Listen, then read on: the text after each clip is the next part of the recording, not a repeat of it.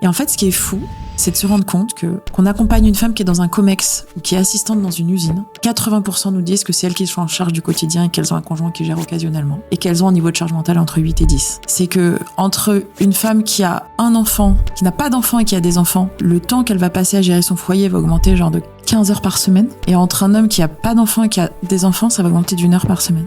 Et le manque à gagner, j'ai lu une étude, le manque à gagner sur 15 ans de vie d'une femme qui prend un mercredi, le manque à gagner, dans le financier, plus le fait qu'elle va pas avoir l'opportunité d'après, etc., c'est plus de 150 000 euros. Et je me souviens très bien de ce 23 décembre où je me suis retrouvée avec mon écho de 12 semaines et mon offre. Ah oui. Ouais. Genre quelques jours avant le Noël. Même jour, quoi. Oh mon Dieu. Ouais. Et du coup, je me suis dit, incroyable, qu'est-ce que je fais ? Bonjour Rebecca. Bonjour Elodie. Merci beaucoup d'avoir accepté mon invitation. Avec plaisir. Je suis ravie de t'avoir au micro de Bloom Up.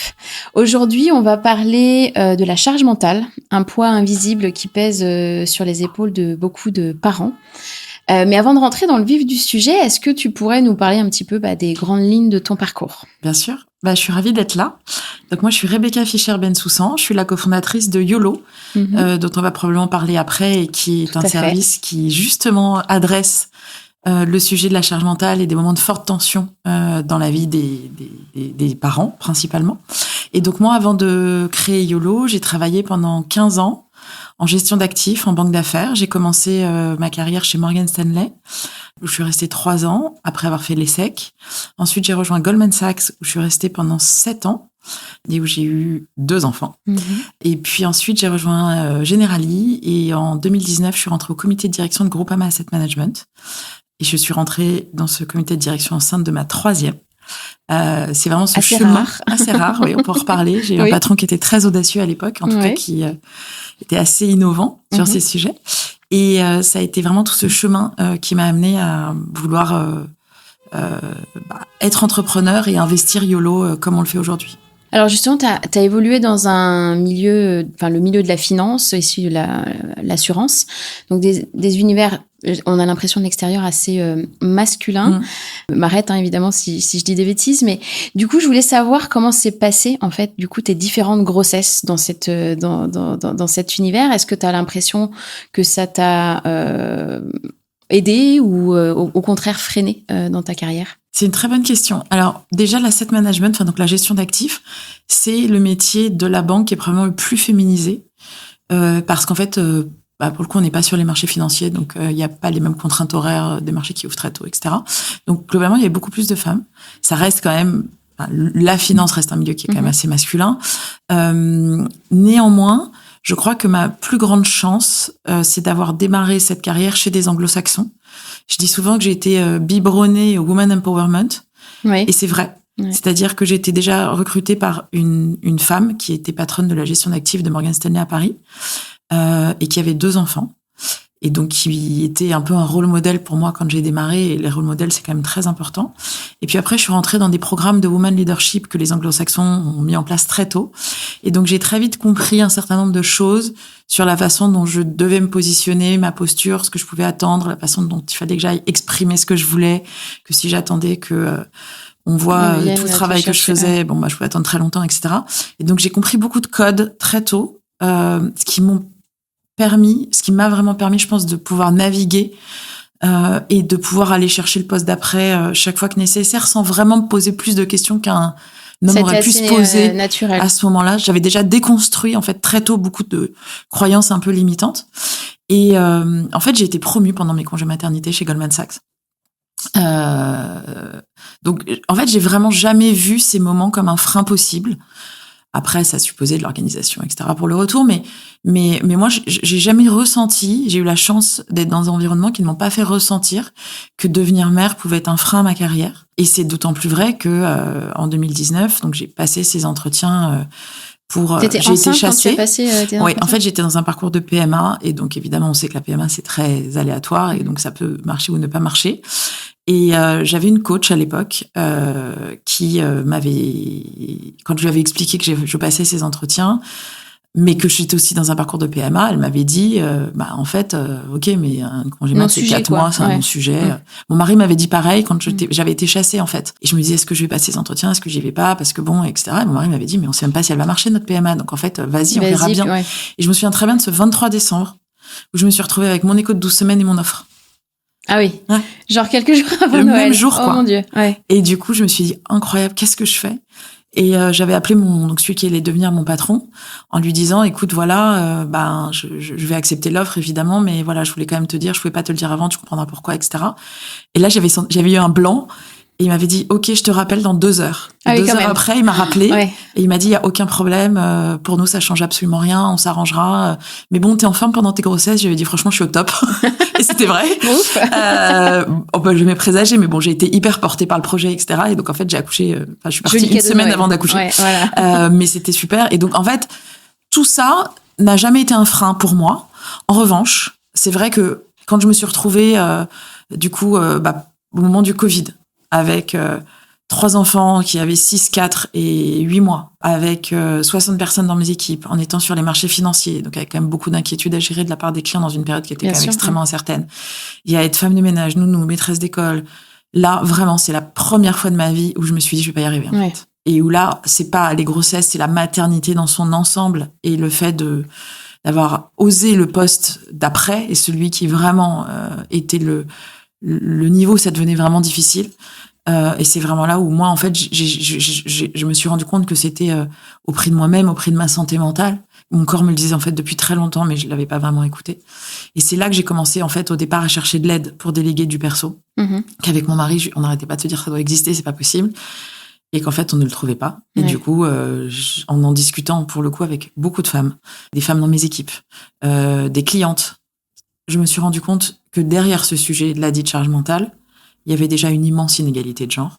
Immense. C'est-à-dire qu'on sait que 70% de la charge du quotidien est encore portée par les femmes aujourd'hui.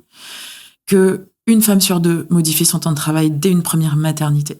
Oui, c'est une des conséquences en général. Bien sûr. Réduction du temps et que d'ailleurs, dans mes équipes, j'avais beaucoup de femmes. J'avais des équipes marketing, service client, qui avaient beaucoup de femmes, des équipes commerciales, beaucoup d'hommes, très clichés, mais réels.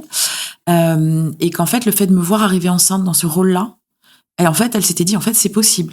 Mais c'est exactement ce que j'allais te dire. C'est chouette parce que c'est effectivement pas le cas pour tout le monde, mais de voir qu'il peut y avoir du positif quand on a aussi, quand on attend un enfant. Donc ça, c'est quand même chouette de voir que même dans ces milieux dits assez masculins, il y a quand même une oreille finalement attentive et j'étais venue pour être disruptive, donc il fallait que je sois disruptive de bout en bout.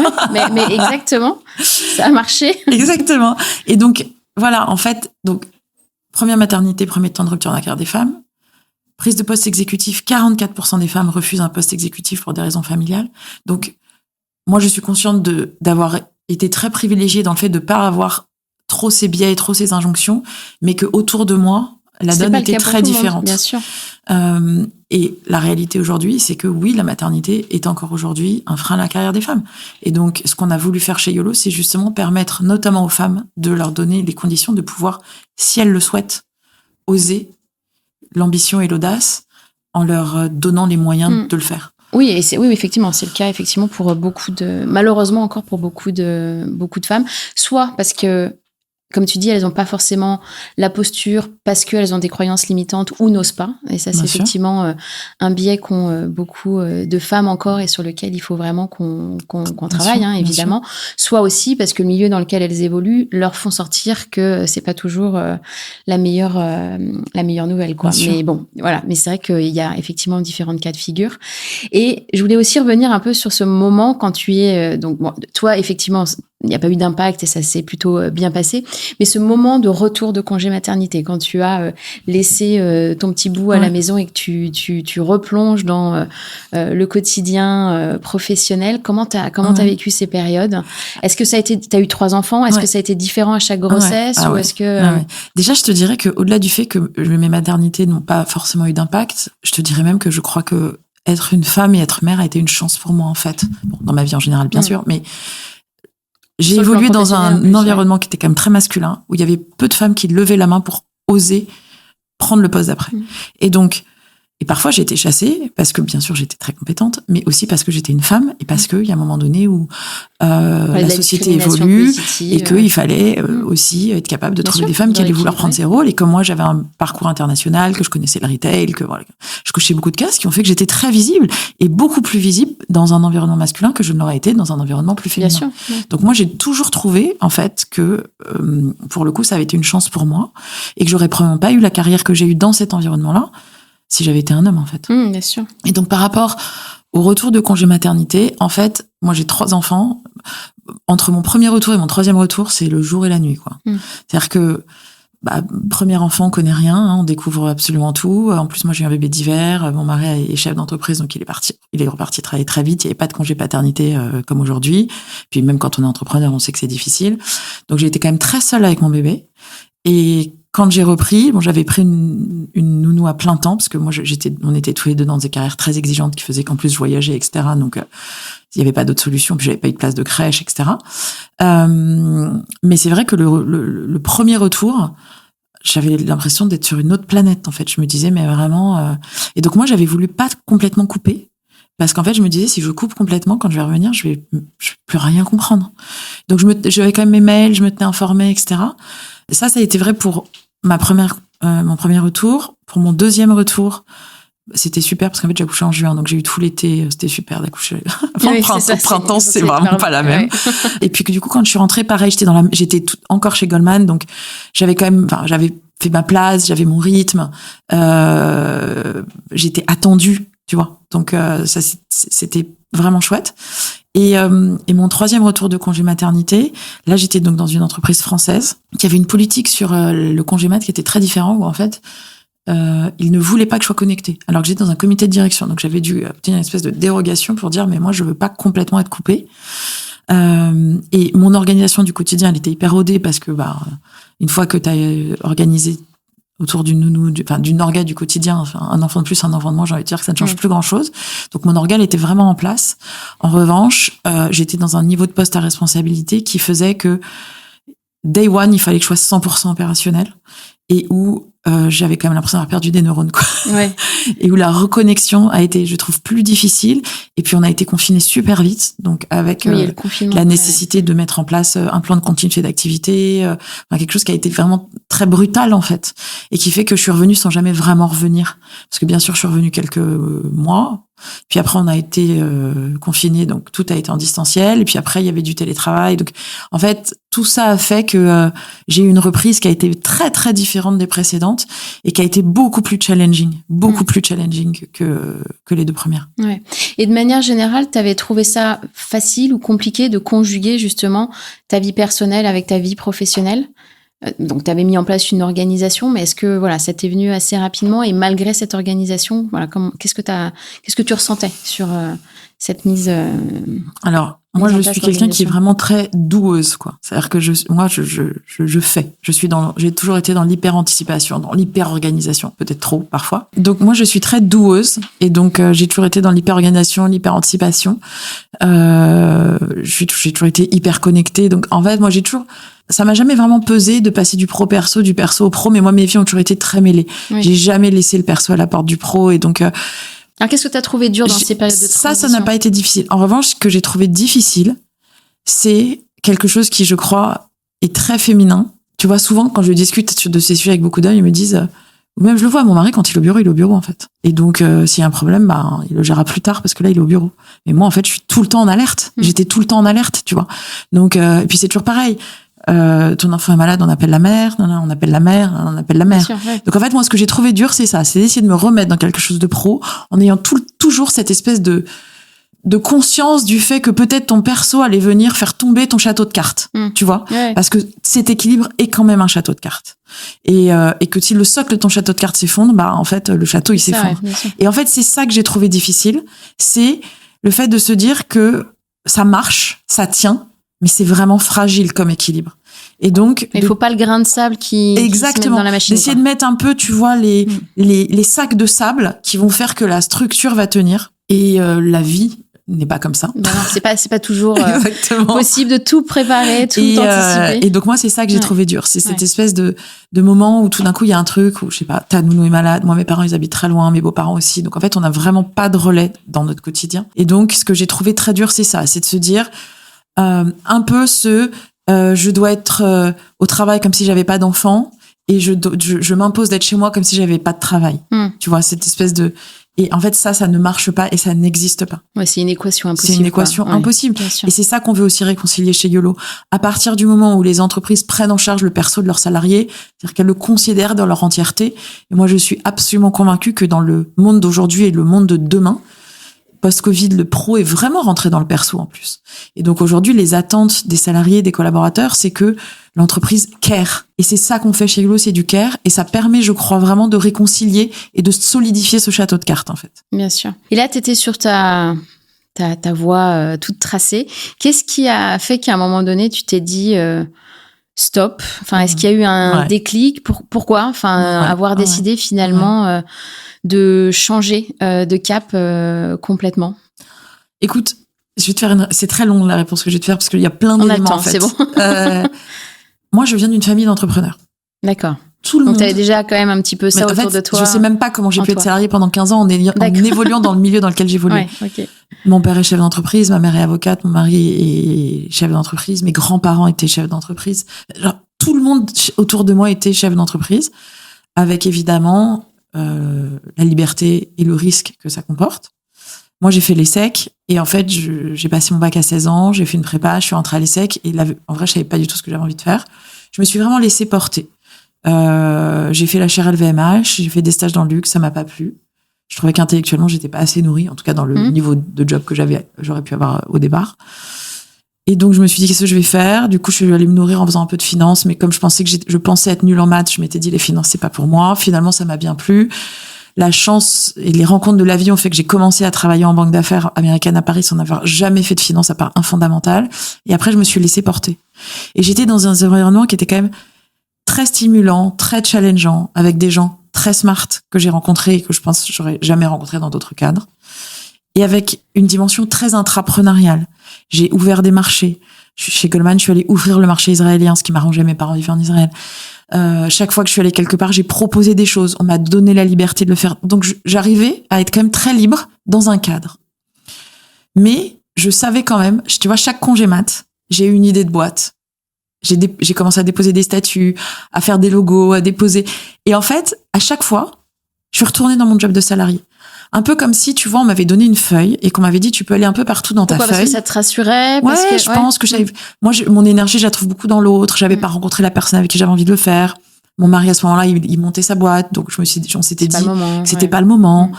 Et donc, je suis retournée dans le job qui était nourrissant intellectuellement, stimulant, etc. Mais avec comme cette velléité à chaque fois de me dire, je vais faire mon truc. Et puis, assez vite, quand même, mon corps m'a parlé. C'est-à-dire que j'avais le dos bloqué tout le temps, je me sentais hyper désalignée, mais physiquement, c'est-à-dire que je me désalignais, tu vois. D'accord. Et puis, j'avais des moments où j'étais hyper angoissée. Enfin, il y avait quand même des signaux, mais chez moi, on m'a toujours dit le corps n'est rien, l'esprit est tout. Donc, j'avais été très conditionnée, bonne élève, tu vois. Et quand en 2019, j'ai pris... Et puis moi, je suis très challenge. Je suis très drivée par le challenge. Et on pourra parler du syndrome de l'imposteur, impostrice, je sais pas comment on dit, mais... En fait, je me suis toujours dit, quand j'ai été chassée pour des postes, je me suis toujours dit, pourquoi moi? Mais enfin bon, s'ils ont identifié en moi quelque chose, c'est que ça doit être possible, donc j'y vais. Et comme j'ai quand même l'esprit très libre, je me suis toujours dit, vas-y, au pire, ça marche pas, tu feras autre chose. Donc c'est quand même ça qui a fait que j'ai pris ces postes, sans vraiment comprendre pourquoi on venait me chercher moi. Mais comme j'étais très drivée par le challenge, j'y allais. Et donc en 2019, quand je suis rentrée dans ce comité de direction, je me suis fait cette promesse à moi-même de me dire, c'est ton dernier poste de salarié. Et je me suis dit, t'y vas, tu relèves ce challenge, t'auras coché ta case, mais après, tu feras autre chose.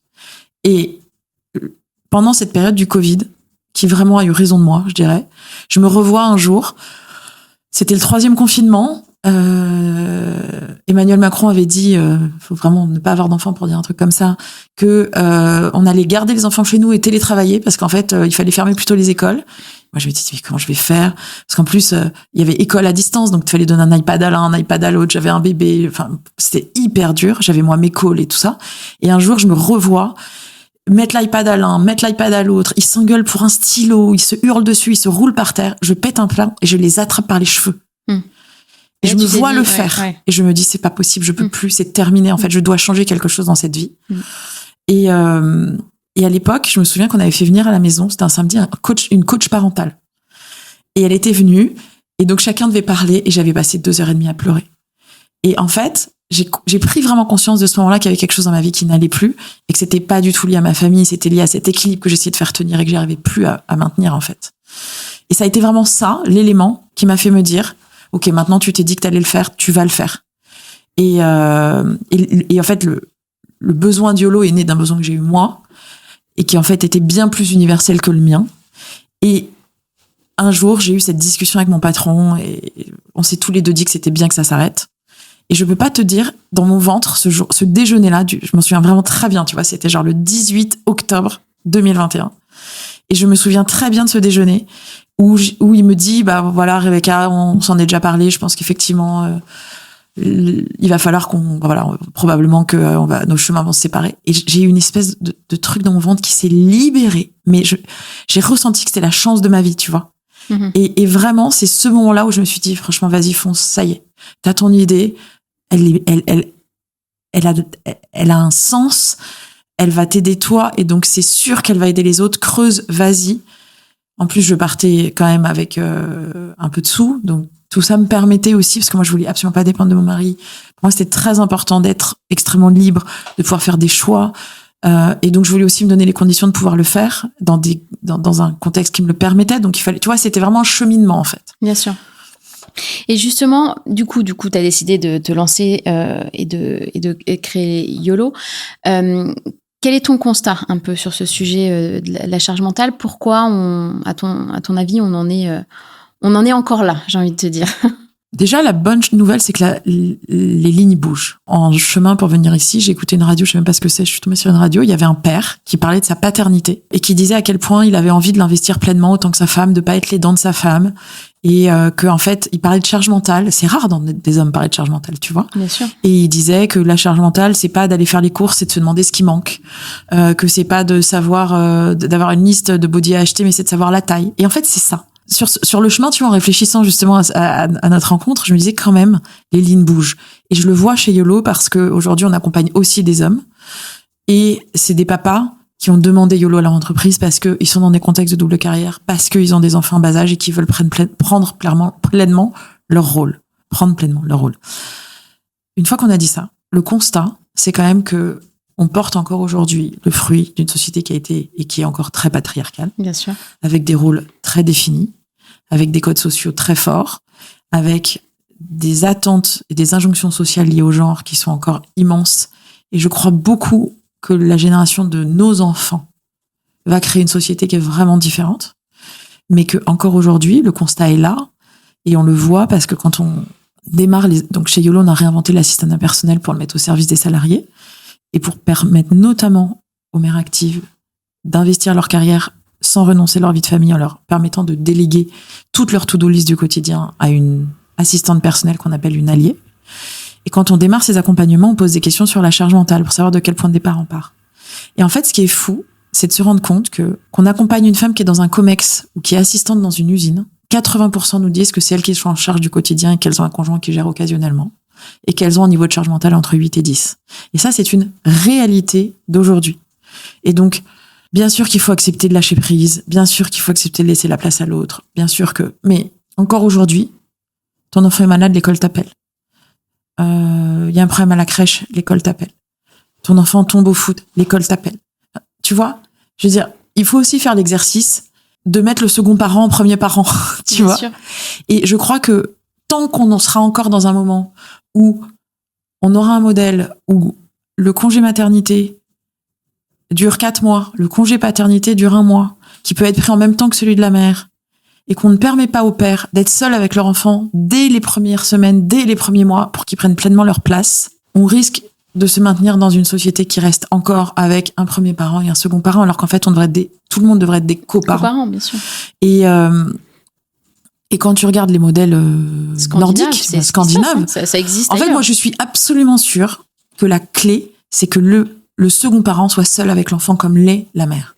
Pour moi, c'est le début, parce que la parentalité, ça commence au moment, évidemment, de la grossesse. Bien sûr. Mais dans les premiers mois, les premières semaines de la vie d'un enfant. Et quand t'es seul avec ton bébé et que c'est toi qui gères les repas, quand c'est toi qui gères les courses, quand c'est toi qui gères les rendez-vous médicaux, après, ça perdure. 83% des rendez-vous médicaux pour un proche sont pris par des femmes.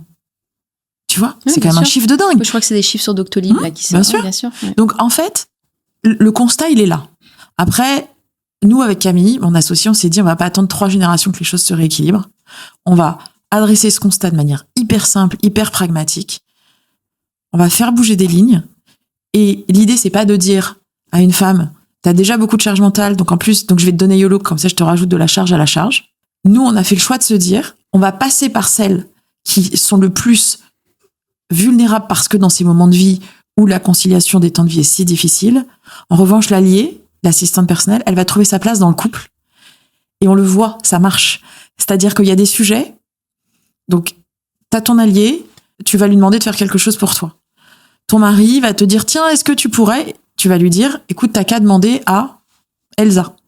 Tu vas le mettre en contact avec Elsa. Les sujets que tu aurais eu avant et qu'il va récupérer, tu les reprendras jamais. Donc, on voit bien que en faisant entrer YOLO dans la vie des gens, on arrive à contribuer à rééquilibrer la charge dans la sphère privée et que quand l'accompagnement YOLO se termine, en fait, la charge est mieux répartie. Et qu'à l'inverse, dans des couples, il y en a heureusement, où la charge est bien répartie, et ben, l'allié va être vraiment l'allié du couple et va juste permettre que tout ça, cet écosystème fonctionne beaucoup mieux et va finalement permettre de recréer un peu ce village dont on a tant besoin. Exactement, pour pouvoir à la fois élever ses enfants, mais aussi pouvoir investir sa carrière. Et qu'est-ce que tu as comme retour en ce moment là de parents, justement, qui ont la chance d'avoir une alliée? Quels sont je vais pas dire les premiers retours parce que... Alors, on en a beaucoup, des retours. Voilà, ouais. Et en fait, donc on a créé YOLO il y a 2 ans. On accompagne un peu plus de 450 familles aujourd'hui. YOLO est vraiment décrit comme un soutien life-changing. À la fois parce que on retrouve du temps, et le temps, c'est vraiment si précieux. Exactement. Je veux dire, s'il y a bien quelque chose qu'on ne peut pas récupérer, normalement, c'est du temps.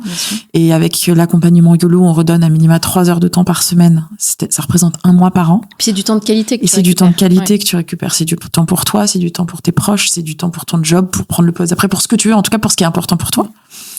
Mais c'est aussi de la clarté mentale, c'est aussi de la bande passante, c'est aussi de la sérénité, c'est aussi une épaule, un relais, quelqu'un qui est là pour t'écouter. Il faut pas sous-estimer la solitude des mères. La solitude des mères, elle nous frappe incroyablement parce qu'en fait, tu peux être très entouré et en fait être très seul. Et quand on fait ces matchings, on fait beaucoup de matchings qui vont permettre d'avoir de l'empathie par l'expérience. Une maman de jumeaux, un parent solo à une alliée qui a connu le sujet de la monoparentalité, un salarié aidant à une alliée qui a été ou qui est aidante. Et cette empathie par l'expérience, le fait d'avoir quelqu'un dans ta vie, un humain qui est passé par là et qui te connaît, qui te comprend, et tu vois un truc qui est très puissant en fait. Et c'est pour ça que finalement c'est une expérience qui est si forte et si transformatrice et que les salariés disent qu'eux ils sont prêts à renoncer à tous leurs bénéfices pour garder YOLO parce qu'en fait ça leur apporte dans leur quotidien un soutien qui est immense et qui les rend beaucoup plus puissants en fait. Et donc nous on grandit beaucoup grâce au bouche à oreille des DRH qui sont nos clients, qui sont nos meilleurs ambassadeurs parce qu'on fait partie de ces rares solutions RH qui ont 90% de taux d'utilisation, des KPI qui sont hyper forts. 90% des salariés qu'on accompagne disent qu'on améliore leur santé mentale, leur performance, leur engagement, que grâce à YOLO, ils osent le poste d'après. Donc, évidemment, on est vraiment aussi les alliés de nos clients et pour ça, ils nous sont très reconnaissants, ils nous portent beaucoup, ils nous aident beaucoup à grandir.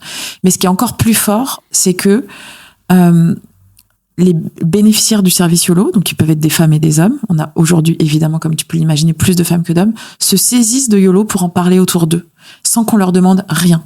Parce qu'on touche à l'intime, parce qu'on touche au perso, qu'on touche à l'émotionnel en réalité d'une vie, qu'on les accompagne dans des moments de vie qui parfois sont des moments de vraiment difficiles. T'as des moments heureux, une maternité, une prise de poste, même si c'est difficile. Puis t'as aussi tous ces moments de vulnérabilité, un deuil, une séparation, la perte d'un proche, un handicap, la maladie, qui sont des moments où en fait, quand ton entreprise te donne du soutien et qu'elle te montre qu'elle care, c'est tellement réengageant. Et que le service qu'on leur offre, il a tellement forte valeur ajoutée qu'ils s'en saisissent pour en parler autour d'eux. Et c'est aujourd'hui comme ça que YOLO grandit. Et donc, pour nous, c'est extraordinaire de se dire que tout l'écosystème qu'on a créé, qui est vraiment de la vraie innovation RH, et ben finalement, toutes les parties prenantes s'en sont saisies et nous aident à grandir parce que notre service a vraiment trouvé sa place et sa puissance. Bien sûr. Et c'est vrai que la charge mentale, je pense qu'il faut arriver à intégrer...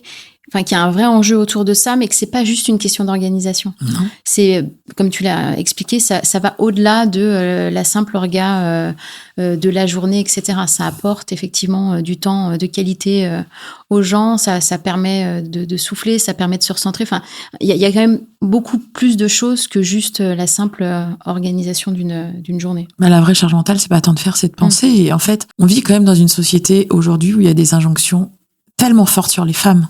Déjà, 89% des enfants vivent dans des foyers où les 2 parents travaillent. C'est quand même très nouveau. Pour autant, on attend toujours autant des femmes, alors qu'avant, elles travaillaient pas. Et heureusement que les choses ont changé, que la société a évolué. Mais la réalité, c'est qu'en fait, on attend autant des femmes qu'avant. On leur demande et elles souhaitent investir leur carrière et être le plus autonome financièrement, parce qu'on sait très bien ce qui peut arriver quand on l'a pas été et que tout d'un coup on se retrouve seul. Ouais. Et puis on est dans un schéma de société où en fait on doit mettre l'enfant au centre, il doit jamais s'ennuyer, on doit lui organiser des activités, l'entertainer en permanence. Et toutes ces injonctions-là, elles créent une charge mentale qui est immense. Et donc, il y a beaucoup aussi de choses. Et d'ailleurs, tu vois, quand on démarre hier, j'ai fait un kick-off chez un de nos clients. Et dans mes slides de kick-off, il y avait déconstruire des croyances limitantes. C'est mon rôle de parent de tout gérer. Personne ne le fera aussi bien que moi. Ça va prendre trop le temps de former quelqu'un. Moi, je suis absolument persuadée que déléguer, c'est un super pouvoir. Déjà, dans ta vie perso, quand tu arrives à le faire, c'est quand même chouette. En plus, ça a des impacts dans ta vie pro. Que ça fait de moi une meilleure maman, une meilleure entrepreneur, mais qu'il faut aussi accepter que si ton enfant il va à l'école avec des bottes un jour où il pleut pas parce que c'est pas toi qui l'as habillé le matin, c'est pas grave en fait. Ouais. Et en fait, moi j'ai vraiment ce credo du good enough is okay. C'est-à-dire que bien sûr, j'adore quand tout est parfait, mais en fait, il faut accepter l'imperfection. Et ça, c'est vraiment de la déconstruction. Et quand tu arrives à lâcher prise sur ce genre de sujet, ta charge mentale, elle baisse quand même beaucoup. Donc en fait, YOLO n'est pas la seule et unique solution. Juste s'auto-flageller en se disant que on n'y arrive pas, c'est pas. Tu vois, c'est vraiment un sujet qui est à multi-facettes et où, quand par exemple on accompagne des femmes en parcours talent, YOLO vient souvent en complément d'un coaching. Parce que le coaching, tu déconstruis des choses, tu acceptes des choses. Et YOLO te permet de mettre en pratique, par exemple, le fait que tu dois déléguer. Tu vois, donc vraiment, finalement, la solution, elle réside dans le fait que tu as une approche qui est assez holistique, en fait. Bien sûr. Et qui commence aussi par un travail de se dire... Toi, voilà, quand même. Bien sûr. Ouais. Non, et puis ça, c'est vrai que... Alors après, je sais pas si c'est une tendance vraiment féminine, je vais pas faire de généralité, mais on le voit même dans le monde du travail, déléguer, c'est quand même hyper dur, parce qu'on peut avoir ce côté un peu contrôle fric et de se dire que... voilà, comme tu l'as dit, ce sera jamais mieux fait que par moi-même. Mais c'est vrai que même déléguer aux coparents, enfin, je veux dire, accepter, même sans forcément penser à déléguer à quelqu'un d'extérieur à la sphère familiale, déjà arriver à déléguer aux coparents, c'est déjà bien, sans forcément mettre une pression. Ouais, mais c'est sûr. C'est dur, mais c'est salvateur. Mais en fait, tu vois, c'est là où, en fait, si tu dois passer 1 heure à expliquer à la personne à qui tu vis comment fonctionne l'organe de la famille au quotidien, en fait, autant le faire toi-même. Oui. Et je comprends qu'on se dise ça, tu vois. Et c'est pour ça que si on remonte au niveau de l'arrivée d'un enfant et que le second parent est tout de suite tout seul, en fait, la question se pose même pas, plus, tu vois. Ouais. Donc, en fait, ce qui est pénible, c'est de devoir dire où est rangé le carnet de santé, donner sa carte vitale parce que son enfant est pas sur celle du père. Et donc, du coup, tu dis, bon, vas-y, je prends le rendez-vous, tu vois, tu fais toi-même. Mais si t'arrives à changer un peu de paradigme en disant, day one, on en parle. Parce que, tu vois, pour le coup, c'est des sujets de couple et c'est des sujets intimes, mais en parler, se dire qu'en fait, ça nous convient plus, qu'on a décidé qu'on voulait se remettre au centre ou qu'on voulait que la parentalité soit beaucoup plus partagée sur tel sujet. Et on n'a pas besoin d'être tous les deux sur les mêmes sujets, mais juste simplement que les choses soient bien définies. Bien sûr. En fait, ça change la donne. Et c'est aussi vrai dans ta vie, professionnelle. On sait très bien, tu vois. Quand on démarre YOLO, déléguer son perso, c'est nouveau, c'est la vraie innovation, on touche au perso, on touche à l'intime. Et on sait que déléguer son perso, c'est pas facile.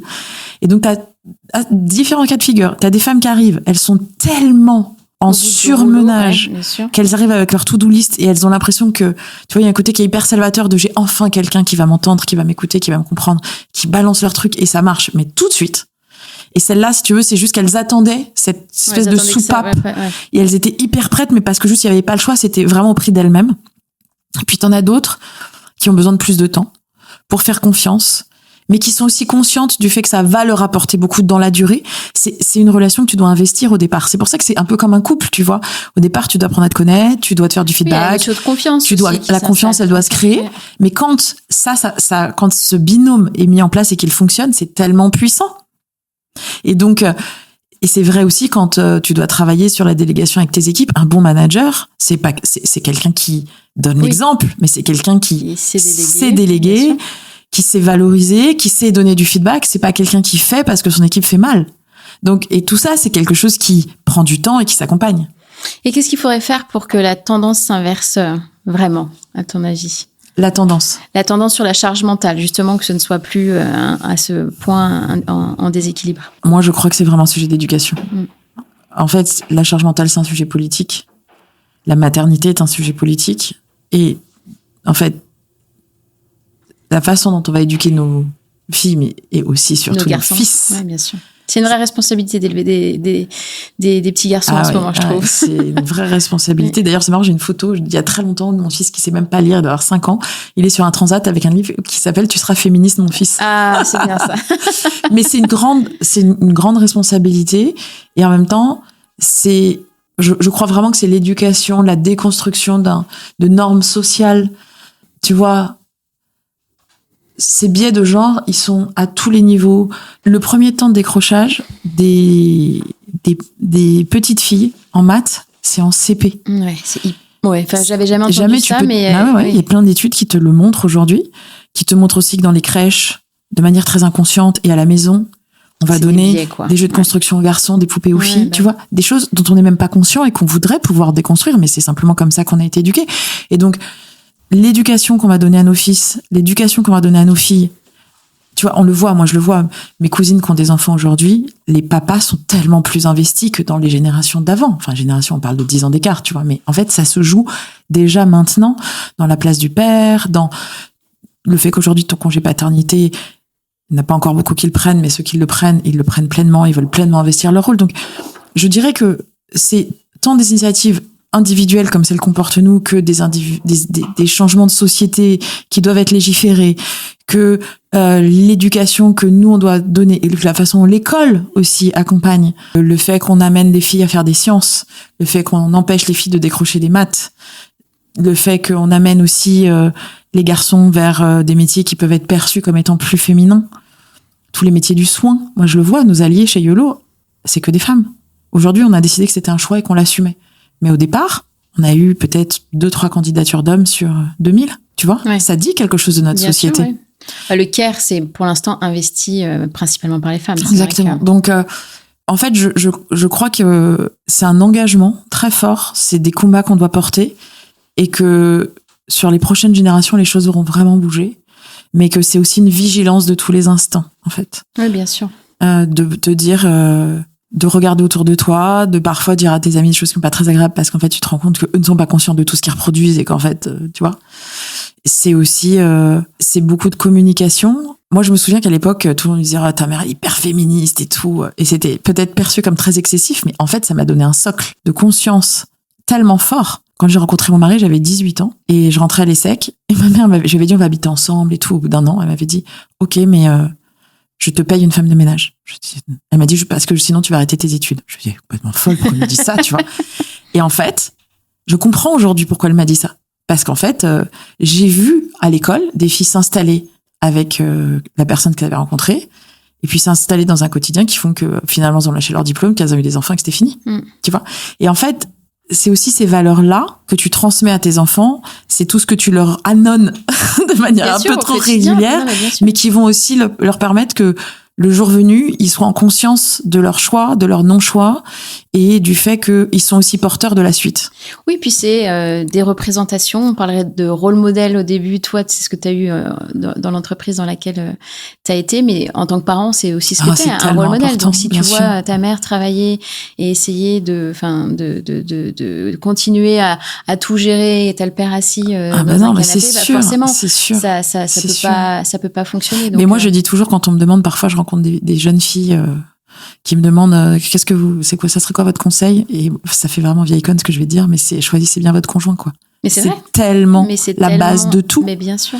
Et moi j'ai eu la chance d'être dans une famille où j'ai eu un père qui était hyper présent dans une société qui n'était pas encore très encline à ce genre de schémas familiaux.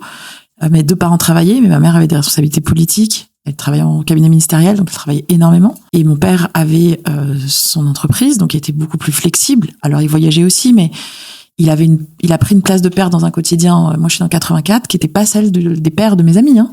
Bien sûr. Et ça m'a aussi beaucoup orienté, drivé dans le choix de qui allait être mon conjoint et de la place de père qu'il allait prendre. Moi, j'ai eu un peu la même chose avec mes parents, mais c'est vrai qu'évidemment que ça a évolué et que ce que sont nos conjoints maintenant par rapport à nos pères et nos pères par rapport à nos grands-pères, bien sûr qu'il y a une évolution. Mais je sais pas si tu as lu la BD L'arnaque des nouveaux pères.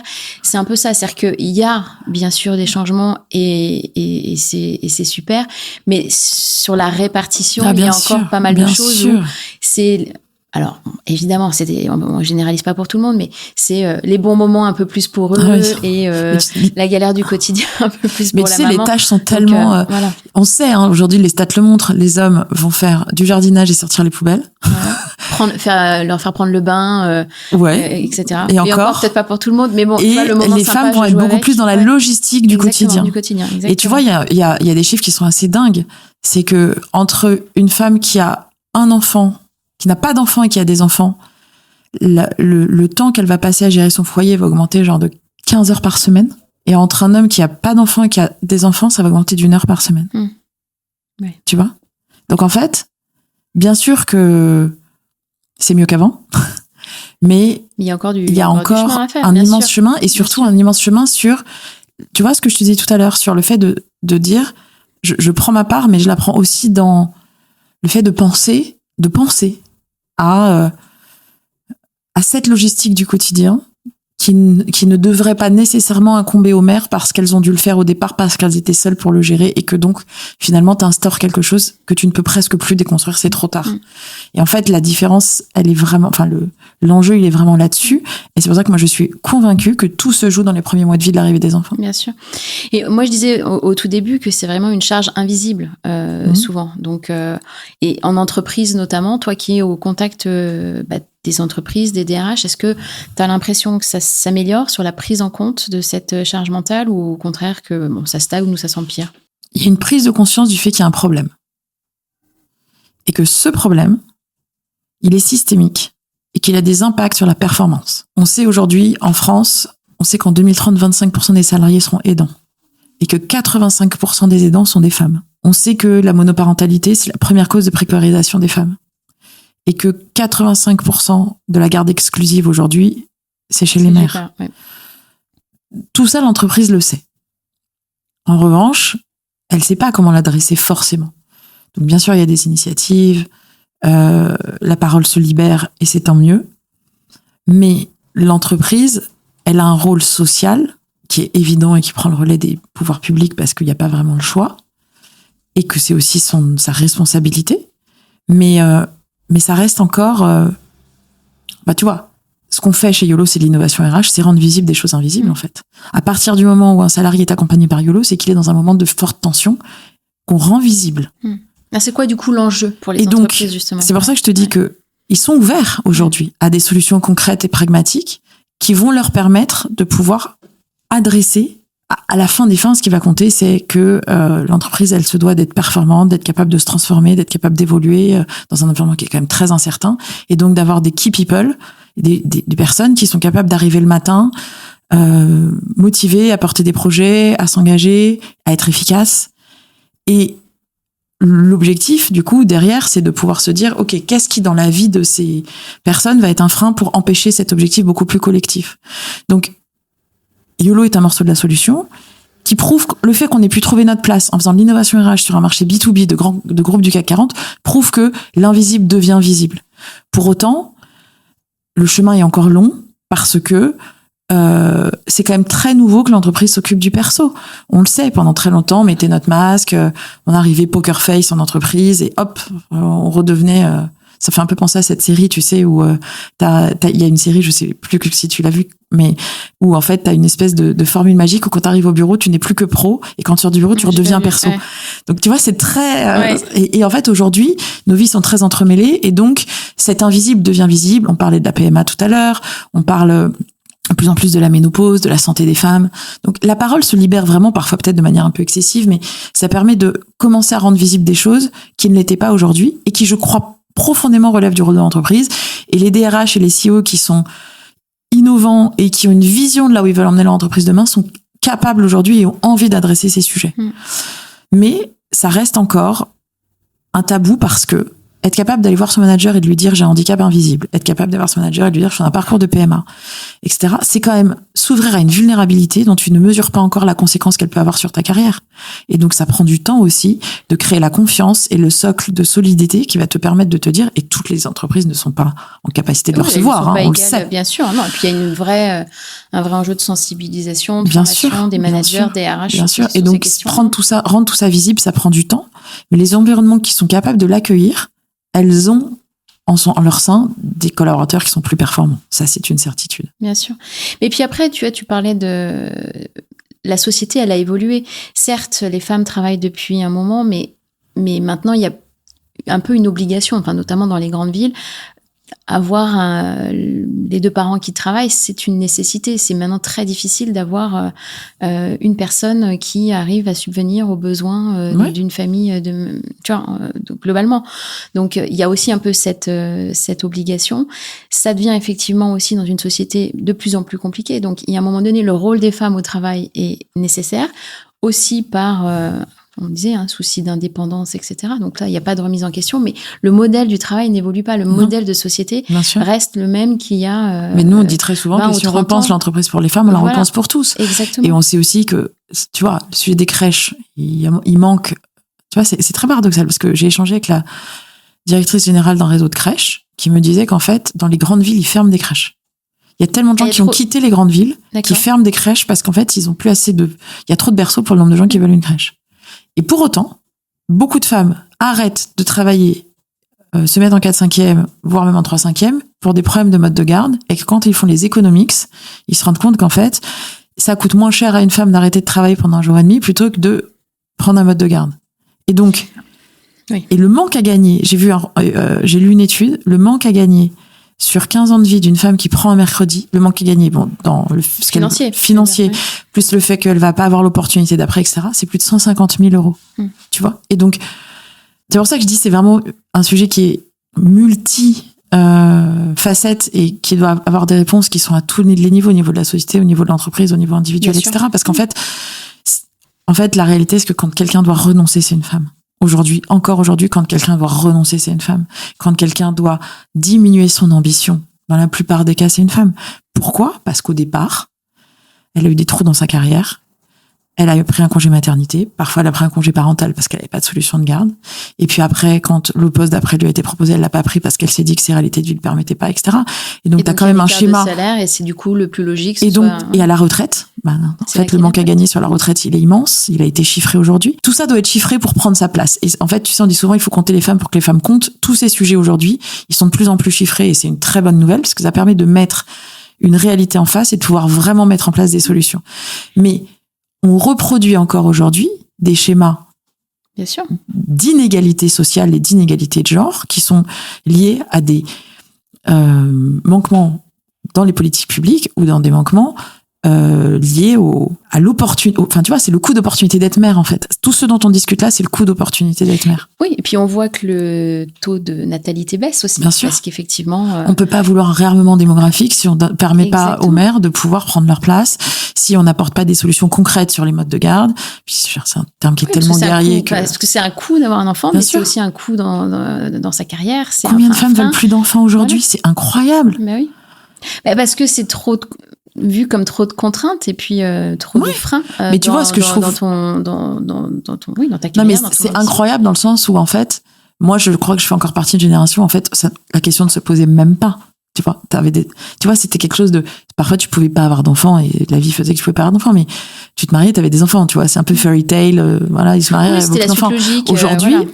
Aujourd'hui, on se pose la question. Vraiment, c'est une question que moi, j'ai jamais eu dans mes discussions d'ado ou de jeune adulte de est-ce que tu as envie d'avoir des enfants? C'est quand est-ce que tu auras des enfants? Oui. Tu vois. Aujourd'hui, on se pose vraiment la question, ce qui prouve bien qu'il y a vraiment un changement de paradigme, en fait. Oui, et puis la société, la situation économique, politique, est quand même assez instable aussi. Bien sûr. Environnementale aussi. Donc, du coup, effectivement, les jeunes se posent plus de questions. Et ils ont, en soi, raison. Non, mais c'est très bien, bien sûr. Beaucoup parlé du Covid. Je pense que ça aussi, ça a été un shift.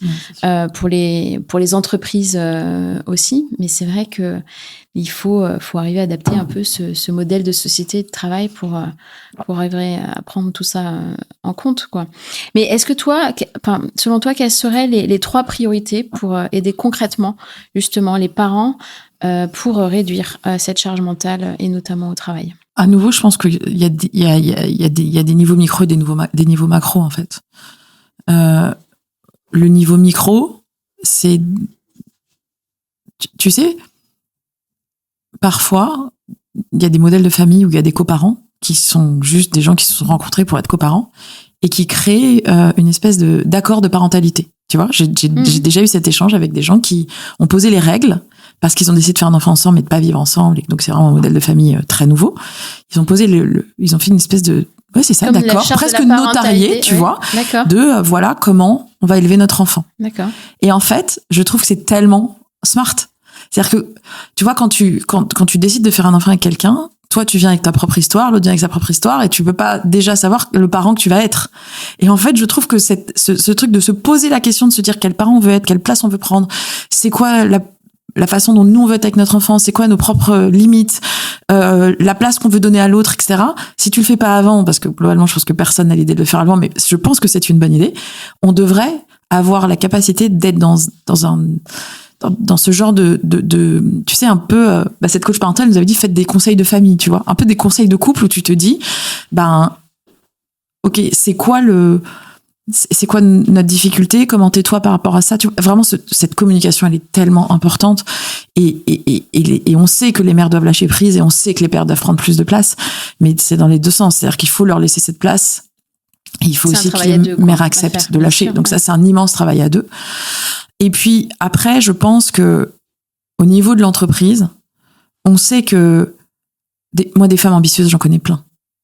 Des femmes qui veulent rêver grand, il y en a plein. Mais à la fois, elles doivent oser le dire, oser le faire et accepter les dommages collatéraux. Tu vois ce que je veux dire ? Bien sûr. Et donc, c'est là où je trouve qu'il y a vraiment une responsabilité de société, c'est-à-dire que d'entreprise, si tu veux. C'est-à-dire que tu peux pas juste dire. En fait, moi, je crois beaucoup au fait que ça a été très dur pour des femmes dans la génération, par exemple, au-dessus de la mienne, de pouvoir faire leur place et qu'elles l'ont fait au prix d'elles-mêmes souvent, qu'elles devaient avoir les dents qui rayent le plancher. Et donc, c'était aussi un modèle de femme auquel moi, je me suis pas identifiée. Et je crois que le rôle modèle dont on parlait tout à l'heure, il est si important.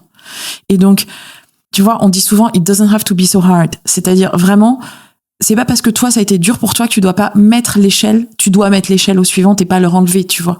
Et ça, ce fait de se dire, ok, je sais toute la valeur que cette femme dans mon équipe elle va avoir, donc je vais l'aider, mais je vais l'aider vraiment, en fait. De sororité. De sororité, je vais l'aider, je vais lui donner, lui tendre la main, plutôt que de se dire, tant pis si elle veut y arriver, ça sera, elle va être dans le dur.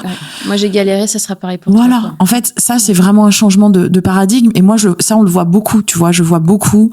Dans les femmes qu'on accompagne, des femmes qui ont envie d'aider d'autres femmes de leurs équipes. Et moi, j'ai subi aussi des femmes qui n'avaient pas du tout envie de m'aider. Donc je suis donc je suis très consciente. J'ai eu celle qui t'a tendu la main. J'ai eu celle qui m'a tendu la main au début et celle qui m'ont plutôt enlevé l'échelle ensuite.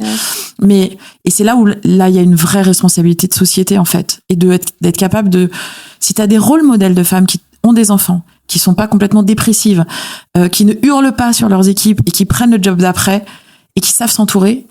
Franchement, ça ouvre la porte à tellement de potentiel de femmes qui vont après se dire que c'est possible. Et ça, moi, j'y crois vraiment beaucoup.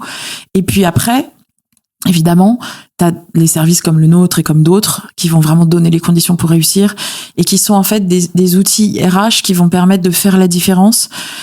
On accompagne beaucoup de femmes qui sont dans des parcours talents, tu vois. Et en fait, on les détecte assez tôt et ensuite on les accompagne pour permettre qu'elles prennent le niveau 2, le niveau 3, le niveau 4. Souvent, la mobilité, enfin, la carrière des femmes, il y a des entreprises où ça passe par la mobilité, partir à l'étranger.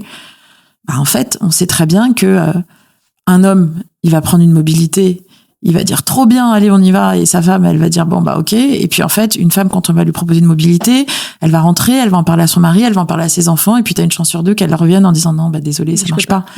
En revanche, si tu trouves un job au conjoint ou que tu mets en place quelque chose qui permet que le conjoint puisse suivre cette mobilité, elle va partir, tu vois. En fait, il y a aussi plein de Non, mais on en revient sur le rôle social de l'entreprise. Exactement. C'est-à-dire que l'entreprise a ce rôle social. Et en fait, pour moi, c'est la clé de voûte, elle est dans l'entreprise. Et c'est pour ça que nous, on a fait le choix d'adresser l'entreprise plutôt que de considérer que cette charge mentale était un sujet à adresser au niveau individuel. Ce que vivent les femmes aujourd'hui, c'est le fruit d'une société qui est en train d'évoluer, mais qui reste encore assez déséquilibrée, voire assez patriarcale.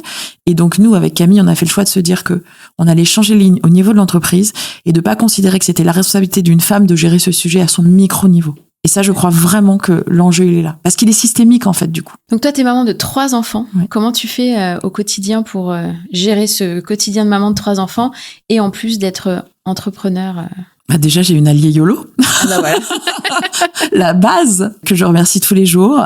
J'ai un mari qui est super présent, super investi. Et tu vois, on n'est pas du tout sur les mêmes sujets. J'allais dire, est-ce que tu penses que c'est assez équilibré, la répartition de la charge? Je pense que ça l'est beaucoup plus depuis que YOLO existe. Vraiment. Ouais. Mais c'est aussi parce que je suis entrepreneur. En fait, j'ai toujours beaucoup travaillé, mais je décrochais beaucoup plus facilement aussi qu'avant, enfin avant que maintenant. Et aujourd'hui, je suis entrepreneur le matin, le midi, le soir, la nuit, et je suis maman le matin, le midi, le soir, la nuit, comme j'ai toujours été. Mais si tu veux, le fait d'avoir YOLO dans nos vies fait que Elsa, il y a aussi, mon alliée s'appelle Elsa, a aussi, d'où le nom de... exactement, a aussi beaucoup de sujets qu'elle a en direct avec mon mari. Et donc, on a des choses qui sont très réparties. On a chacun notre territoire, si tu veux, mais les choses sont quand même assez bien équilibrées. Il l'emmène à l'école tous les matins, il va chez le médecin quand il faut. Enfin voilà. Et moi, ça me pose pas de problème de prendre rendez-vous tant que c'est lui qui y va et que tu vois. Donc on a quand même, on est ensemble depuis 23 ans aussi, donc on a quand même bien défini les choses et on a un mode de fonctionnement qui fonctionne plutôt bien. Après, j'ai toujours un château de cartes, c'est-à-dire que pas de relais familial. Un système de nounou qui fonctionne, mais là j'ai une nounou qui s'en va, j'ai hyper anticipé la suite parce qu'en fait je sais que si ça c'est pas géré, je peux plus travailler en fait. Et donc mes enfants ont grandi aussi, et tu vois, ma dernière elle a 6 ans, mon aîné va avoir 13 ans, donc c'est d'autres sujets, mais je suis moins dans ce truc de ils commencent à se garder tout seuls, incroyable. Oui, le matin, le week-end, je commence à pouvoir dormir, on commence à dormir parce qu'en fait ils s'autogèrent, tu vois. En fait, c'est quand même une autre étape. Bien sûr. Donc c'est moins difficile. En revanche, ce que je continue de trouver très difficile, c'est pour ça que 3 enfants c'est bien, mais en fait c'est beaucoup, c'est qu'en fait ils ont chacun des besoins hyper différents au même moment, et que j'ai l'impression d'entendre maman 150 fois par jour. Et ça, cette hyper sollicitation, moi je la trouve super dure. Et donc, j'essaye de ne pas hurler pour leur essayer, tu vois, d'avoir du temps individuel pour eux, pour les écouter dans leurs besoins uniques à l'instant T, sans jamais déséquilibrer le collectif, parce que t'en as toujours un qui prend plus de place que l'autre et qu'il y en a toujours un qui renonce à prendre sa place pour laisser la place à l'autre. Et je trouve que cet équilibre familial, il est hyper dur à construire et à maintenir. Et qu'est-ce que tu mets en place justement pour réduire ta charge mentale au quotidien, en plus de ton allée YOLO? Bah déjà, mon allié, elle a changé ma vie. Hein. Enfin, YOLO a changé ma vie à tout point de vue. Mais si tu veux, le fait d'avoir quelqu'un à qui je peux... Tu vois, des choses auxquelles je ne pense même plus. Faire la déclaration page emploi de ma nounou, payer la cantine, payer le stationnement de la voiture. J'ai dû saisir le médiateur de l'énergie. On a eu une facture d'électricité de genre 10 000 €, un truc n'importe quoi. Bah, je l'aurais jamais fait, j'aurais même pas su comment le faire. Ça fait 1 an qu'elle est dessus et qu'on a obtenu gain de cause. En fait, elle porte des sujets qui parfois sont des tout petits sujets et parfois des énormes sujets. Tu vois, là, ma fille, elle a une énorme allergie alimentaire. On était à Copenhague, on n'a pas compris ce qui s'est passé. On a vu une allergologue qui a dit, il faut retrouver les ingrédients de tout ce que vous avez mangé dans ce restaurant. Enfin, franchement, vas-y, quoi. On a retrouvé le resto. Elle a appelé. On a retrouvé le ticket de caisse. On a retrouvé le menu. On a récupéré les allergènes. C'était en danois. Elle me l'a traduit en anglais pour le médecin. Qui, tu vois, personne ne peut faire ça, en fait. Tu vois, qui a le temps de faire ça? Donc, en fait, il y a plein de choses sur lesquelles ça change vraiment mon quotidien. Après, moi, ce que j'ai fait, c'est que, déjà, on a un peu des rituels. Le dimanche soir, on fait l'orga de la semaine. Avec mon mari, le dimanche soir, on se dit, OK, t'es pas là tel jour, je suis pas là tel jour. Ce matin, comment on fait? Tu vois, on fait vraiment des plans de semaine. Tous mes sujets perso du soir sont dans son agenda. Tous ces sujets perso du soir sont dans mon agenda. Pour être vraiment, tu vois, être sûr qu'il y ait le moins de trous dans la raquette possible. Et moi, ce que j'ai fait pour moi, c'est que, et ça, c'est vraiment que depuis que je suis entrepreneur, j'ai ritualisé 2 moments de ma semaine qui sont vraiment 2 moments pour moi. Ils sont le mercredi matin où j'ai un cours de sport avec une coach qui vient, et le jeudi matin où j'ai mon cours de piano. J'ai repris le piano, j'avais arrêté le piano pendant 25 ans. J'ai repris le piano il y a 2 ans, et tous les jeudis matins, j'ai mon cours de piano. Et franchement, à part des événements hyper exceptionnels, c'est vraiment ce temps pour moi qui me fait un bien fou, qui me force à me concentrer, à faire quelque chose que j'aime, que j'ai repris et que j'ai choisi de reprendre, tu vois. Et je l'ai mis dans mon agenda comme le reste de mes meetings. Et le fait d'avoir ritualisé ça et que ça soit pas de cette variable d'ajustement, ça me fait beaucoup de bien. Et est-ce qu'il y a encore des sujets sur lesquels tu culpabilises encore ? Oh, tous les jours. Et sur quoi tu as réussi à Les enfants sont très forts pour nous faire culpabiliser. Ah bon ? Ah là là. Oui, bien sûr, tu vois, moi j'essaye je suis très dans ce truc là, tu sais, having it all. J'ai beaucoup de mal à lâcher prise. Et en même temps, l'année dernière, je suis pas allée au spectacle de judo, c'est mon mari qui y allait. Et cette année, tu vois, en fait, parfois, on peut reparler du mois de juin, 2 minutes. Oui. C'est le mois de décembre sans les cadeaux, quoi. C'est pire, ça. c'est le pire mois de l'année. Puis, en plus, et c'est là où tu vois, il y a un sujet de société. À quel moment, en fait, je trouve que la société, elle te traite comme si t'avais pas d'enfant, et si déjà elle pense que t'en as, tu penses que t'en as qu'un, quoi. Donc, tu te retrouves à avoir 3 petits déjeuners d'école, pas le même jour. 3 fêtes d'école, pas en même temps. Des réunions parents-prof, jamais le même jour. Enfin, c'est schizophrène, en fait. Les cadeaux, t'as 15 maîtresses. Enfin, c'est hallucinant. Et donc, en fait, tu te retrouves dans une espèce de truc post-mois de mai où t'as eu tous ces ponts que personne n'a pu bosser. Et puis le mois de juin où la fin de l'année arrive. Il y a 8 semaines de vacances. Oui, c'est vrai. Il y a 8 semaines de vacances. Ouais. Et il y a 2 semaines de vacances toutes les 6 semaines. Ça aussi, c'est un énorme sujet de société. Il y a des pays dans lesquels l'équilibre est complètement différent. Bien sûr. Et ça permet aussi aux femmes de mieux travailler. Parce que qui s'arrête de travailler pendant les vacances? C'est les mères. Tu vois? Donc, et qui sont là à jongler, et à essayer de prendre autant de temps. Personne peut prendre autant de temps. Donc en fait, tu vois, donc c'est même pas du temps de qualité que tu passes avec tes enfants, c'est des moments où tu essayes de les refourguer. Les grands-parents ont plus la place qu'ils avaient avant, donc cette société où tu pouvais donner tes enfants à tes grands-parents, elle n'existe que très peu. Plus, ouais.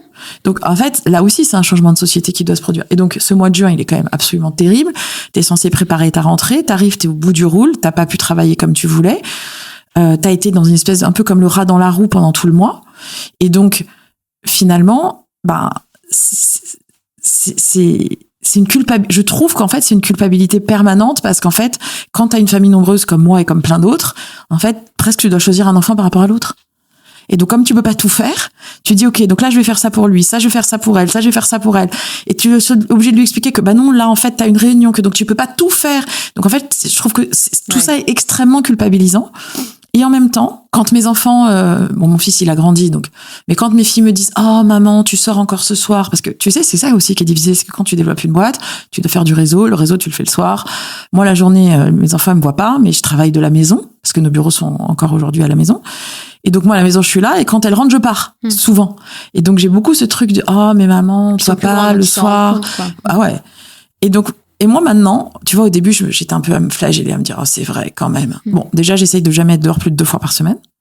Et quand c'est important et qu'il y a un 3e soir, j'ai aucun problème à leur expliquer, vous savez, pour maman, c'est important. YOLO, c'est important.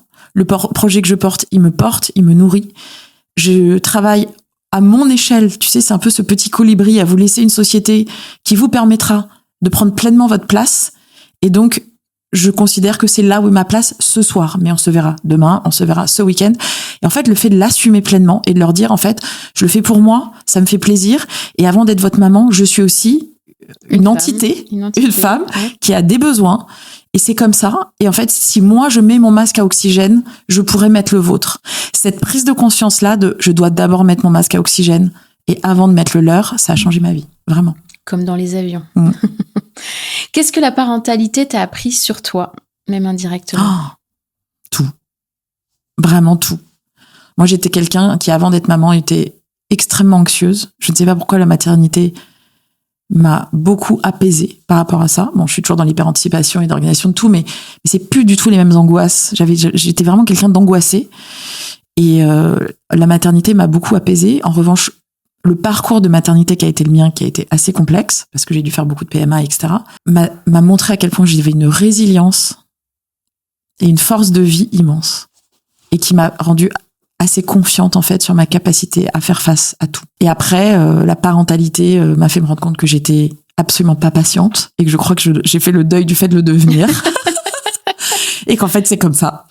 Et qu'en même temps, tu vois, j'avais cette... En fait, c'est un absolu, tu vois. Je trouve que la maternité, c'est un absolu, dans le sens où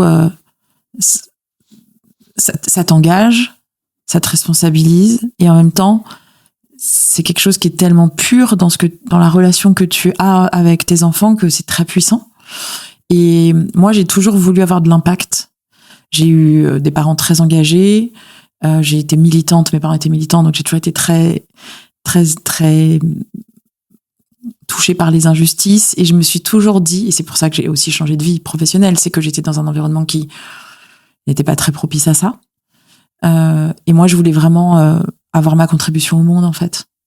Et aujourd'hui, je suis tellement heureuse le matin de me dire que je mets vraiment ma pierre à l'édifice, qu'on change la vie de beaucoup de monde, et que je contribue à créer un monde plus juste pour mes enfants, plus aligné avec mes valeurs. Et ça, je pense que si j'avais pas été maman, je n'aurais pas fait YOLO, en fait. Tu vois, donc cette maternité qui a été le fruit d'un parcours de PMA et de maternité difficile, puis d'un parcours professionnel qui a été très ambitieux et qui en même temps a été très challenging.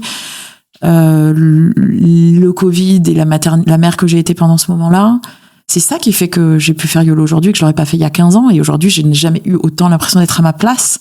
Donc en fait, c'est pour ça que je te dis que pour moi, ça m'a tout appris en fait. En tant que maman, qu'est-ce qui est important pour toi, pour ton équilibre, et qu'est-ce que tu mets en place au quotidien pour le préserver? Alors, ce qui est important pour mon équilibre, tu vois, c'est ces temps dont je te parlais, mon sport, mon prof de piano, qui sont vraiment ritualisés, sacralisés, et ça, les enfants le savent.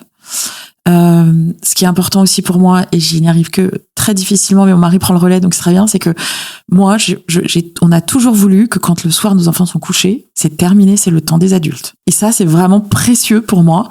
Et tu vois, quand j'ai dit bonne nuit 8 fois, c'est fini en fait. Et donc s'il y a une 9e fois, je peux péter un plomb.